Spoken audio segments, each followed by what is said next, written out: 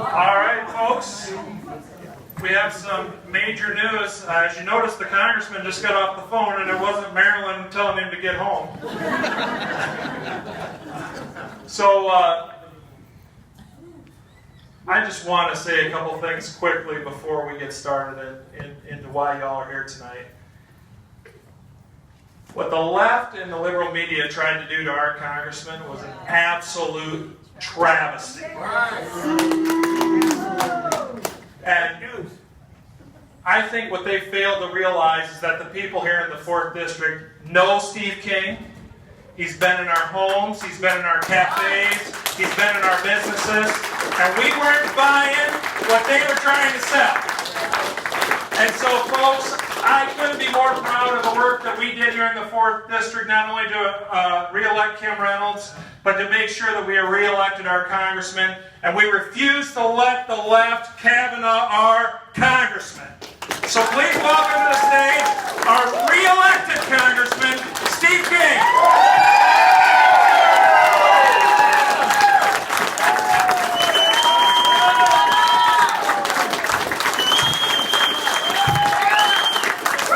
Congratulations to all of you who put on victory tonight, too. And I appreciate and love you all. You have been with us all along. And I just go back and I look at the years that I've had the privilege to represent the best people in the world. And I never had to make that up. It came out of my heart every time for years. And I know it now, of course. And I've been all through 39 counties multiple times, 382 towns. Our staff goes to 382 towns. And what happened here was this, that you all know that I don't ask for money unless I need it. And so, but we actually were the fundraising champions when Chrissy Vilsack challenged us back in 2012 because we knew we needed to do that. This time it was completely different. And so we're chugging along and we're up 21 points in late August and we're up 20 points in the first part of October. And about 13 days ago we're up 18 points. But in that gap came an onslaught of an attempt to Kavanaugh'ize me like this state has never seen and maybe America has never seen.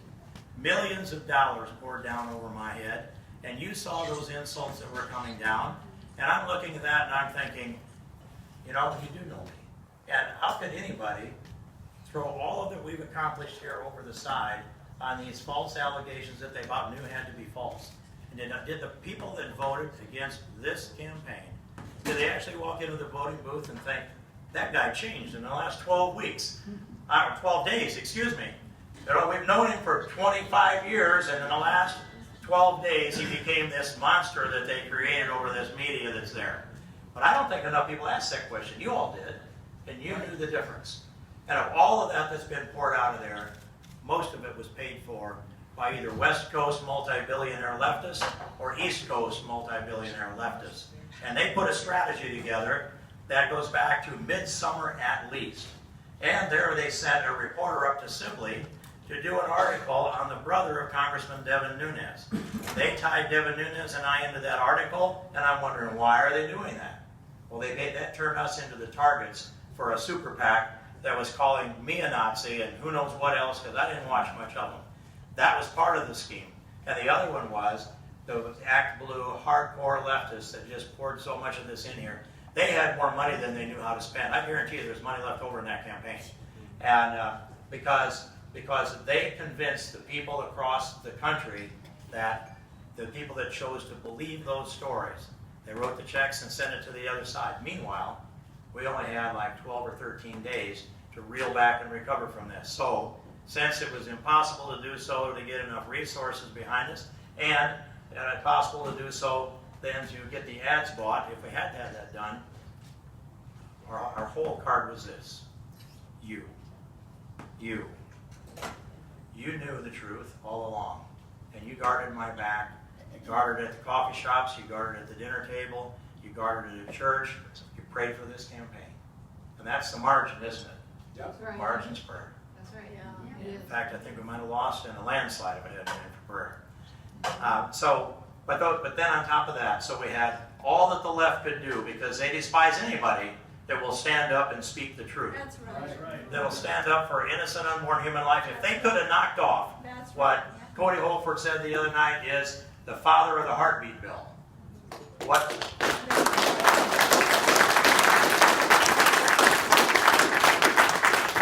could have knocked me off tonight.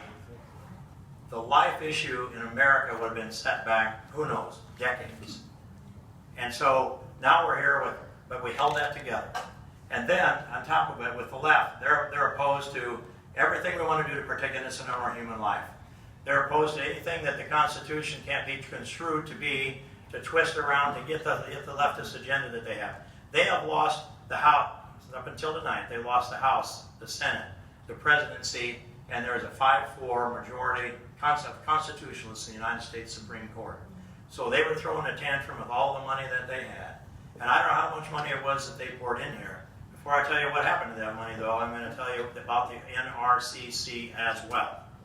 Steve Stivers, the chair of the NRCC, got a little bit of pressure, maybe from some of his staff, and sent out a tweet that said that it was derogatory and critical of something that I probably never said. And then on top of that, they had to send out a message that was, we're going to withdraw our financial support for Steve King. There never was any financial support for Steve King.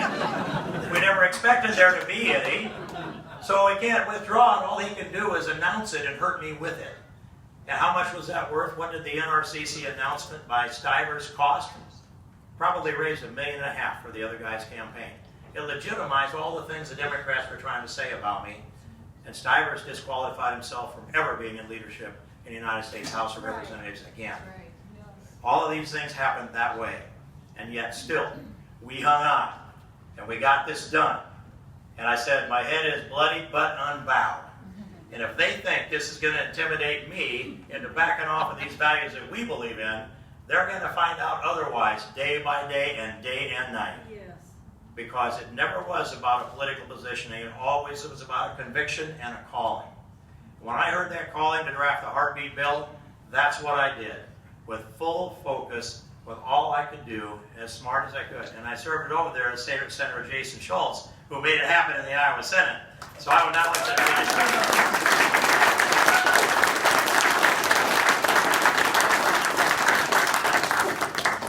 And so here we are tonight. And I should tell you that I just got off the phone with J.D. Schultz.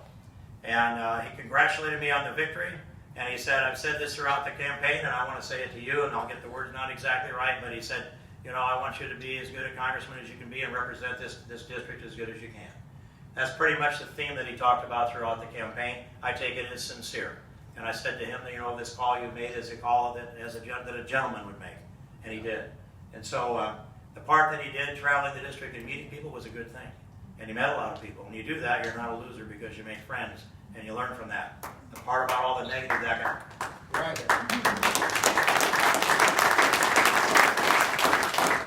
The part about all the negative is a different story. Some of that came from him, some of it didn't. We'll sort that all out. But in the end, we've got to go out tomorrow morning. We've got to start putting this back together. And I made some pledges myself that I held, and some of it was this, that when people start calling you names, if there's no basis for that, I said, I'm not going to defend myself from name calling, because they surely have to go back to something that is factual, point to something that's real. All of the allegations, when you dig down into that and you go to the original quote in the original context, they've got nothing. There isn't a single allegation for any name that they have called that is upheld by the facts. It's manufactured, it's twisted, it's distorted. It's actually a perversion of our republic that we saw happen. And it's a threat to the stability of the United States of America if a congressional seat can be bought by intimidation and lies and masses of media and cyberbullying that we haven't had to deal with before. And this cyberbullying is so bad, they pour everything over on us. But I can't even get a message out because my Twitter account's being throttled down. So when I see somebody that's muzzled and they can't speak, if I don't like their words, I can still listen to them or I can walk away. But if they're not allowed to speak, that's a mark against the freedom of this country. And I've always stood up for freedom of speech. But what I've said is that I'm not going to defend myself when I'm called names because there's no basis for that. And now I reset that. come tomorrow morning or even come tonight, we are going to answer all of these charges. Every time they come up, we're going to chase them down to the original. We're going after them.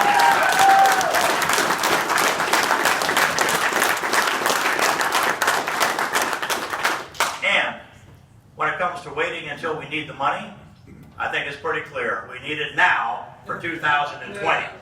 So we're going to start that process too. And we are going to defend all of this God-given liberty. We are the salt of the earth people. We're the very best place in the world to live and raise a family. We're the #1 congressional district when it comes to agriculture. We're the #1 renewable fuels producing district. We produce more eggs than anybody else. We produce more pork than anybody else. We produce a higher percentage of good-hearted, God-loving family people than anybody else. And we've got the best set of values of anybody else. And we set the standard. And so, we have to be strong on those values. We have to hold our principles together and walk forward with confidence and be peaceful, be resolute, be determined. But know, the sun shines on us this day. We came really close, too close. But there's a future for all of us. We have already set the standard for the rest of the country. And so now, we walk forward with pride that we weathered one of the worst charges that could ever be brought forward, one of the best funded, most funded negative attacks that the country, and I know Iowa, has ever seen. And the difference in that is your confidence that I had been serving you and reflecting your values. And I said years ago that I stood up and I said, this is the framework of my convictions. And this framework of my convictions, I will hang your values on it. And I've always owed you and done my best to deliver. I owe you my best effort and my best judgment. And that includes listening to you. And it includes me going out to do the research, get those experiences, and come back and share them with you. And we reach an approach on the best direction forward for this district and for this country. I'm determined to do that and start again tonight even, and not wait till tomorrow morning. And I thank you all so much for your work, for the signs you put up, the calls you made, the prayers you offered, for the donations that you made to this campaign. And the margins were all there. It was really tight in the margins. But in the end, it's because we believed. And we believed in him. And he's delivered this victory. And now we're going to go forth and we're going to serve him. Amen. Thank you very much. God bless you all.